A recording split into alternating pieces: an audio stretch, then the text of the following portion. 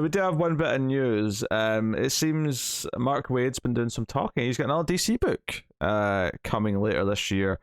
Coming out in October, he's got Batman versus Robin, and it is it's Batman and it is Damian specifically as Robin. Going back to kind of their, time together and the relationship. What's interesting about this is that it's somewhat spinning out, he says in the interview that he gave, that it's spinning out of his World's Finest book, which is really weird given that his World's Finest book is set in the past and features a strangely undeterminate Robin. It's not indeterminate, it is definitely Dick. Okay. Yes. I'll take your word for it. Is it? Yeah, because there's a joke in issue 2 about how he's trying out the different outfit. He's not in the pixie shorts. There's a reference to it in issue 2. Okay, fair enough. So it's definitely Dick. He just happens to have a staff.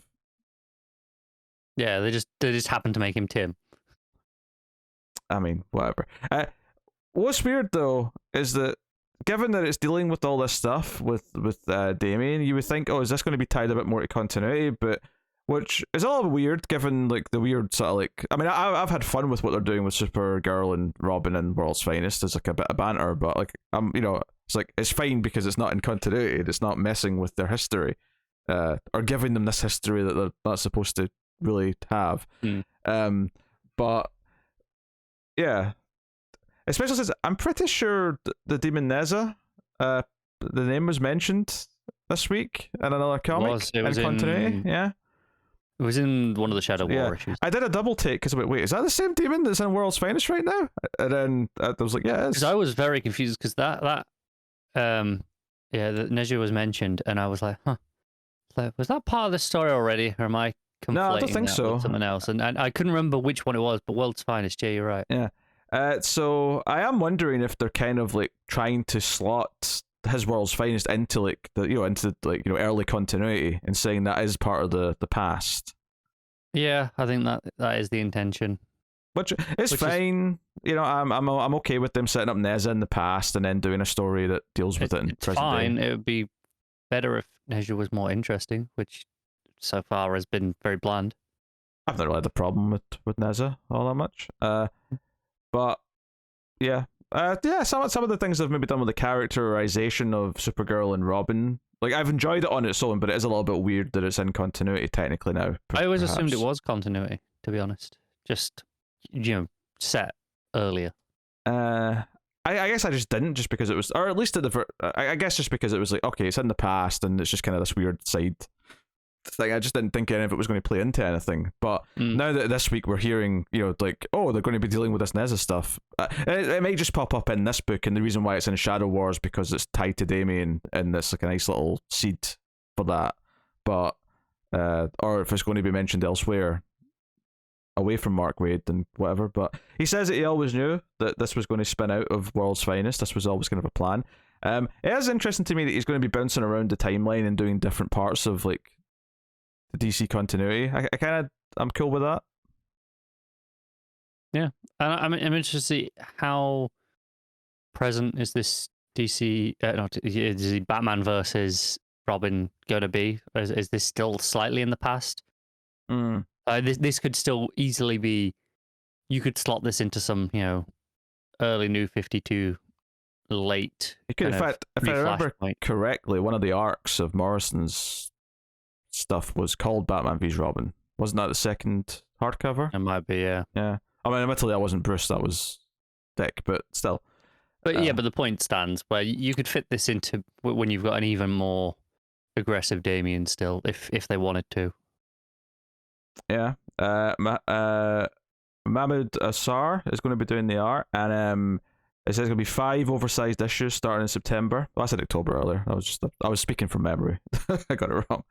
September. And it'll be Damian and his father having to come to terms with something outside their regular day-to-day crime fighting. It's funny, I could see it being present day because of the relationship right now. It's just sort of starting to patch up a little bit, and they've been kind of in a rough place. So I could see this being present day.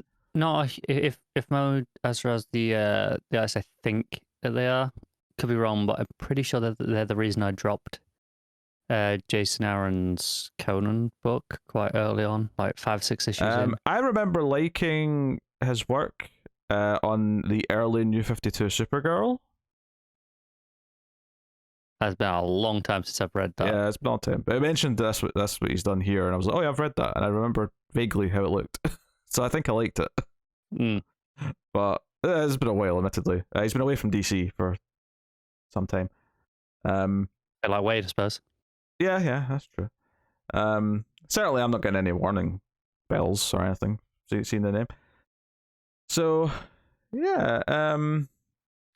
Just you got more on this story? I was going to say, yeah, he's also teasing that this might not be the last thing that spins out a World's Finest. So he's kind of using that as like a backbone of maybe these other like miniseries that he's going to want to do.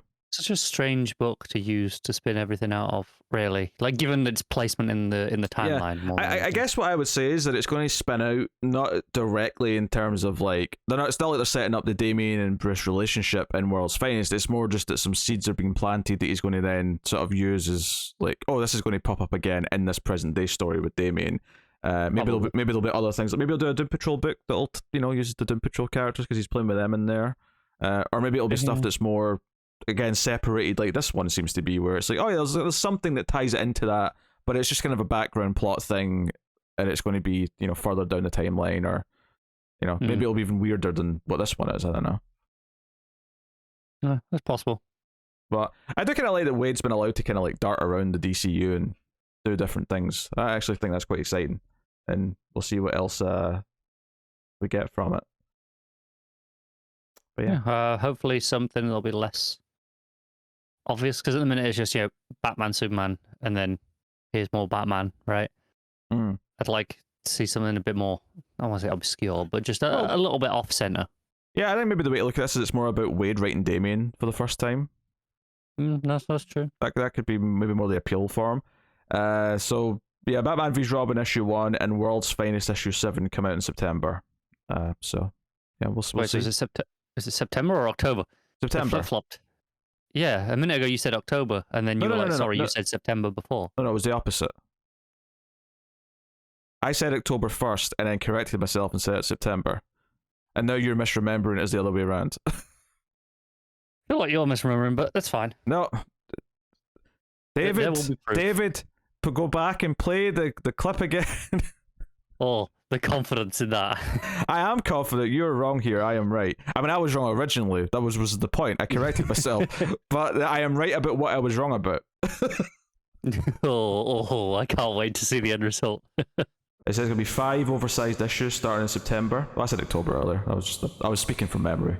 I got it wrong. September. Connor is wrong. That's the important part here. What you want to say separately from this? Yeah, there's just some. This one's not official yet, but there's a lot of talk. There's going to be some a new Batman Inc. book, which also launching in October or maybe November, depending on when it's ready. I think this is very unsurprising for me, given that we've been playing with Batman Inc. There's an annual coming up that's the Batman annual, which is basically Batman Inc. But we're under Ghostmaker. I'm like, yeah, this makes sense to have that return following this new iteration of the team. It'll take a hell of a creative team to get me interested. I'm not saying it's interesting.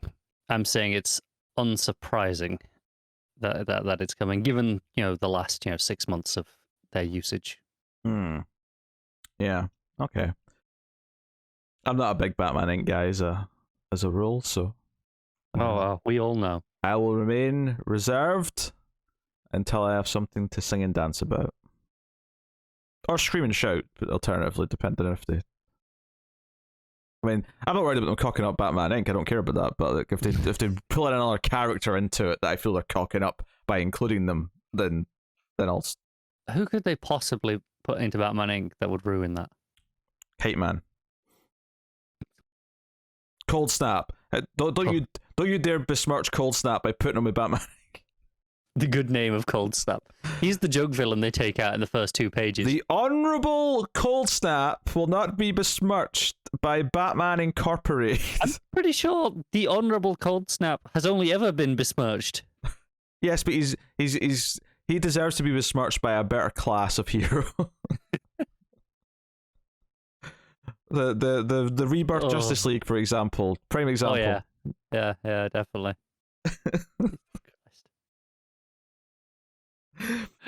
Can't wait for Cold Snap, Minister Blizzard, and Icicle Junior to form that unholy trinity of sub-zero temperatures.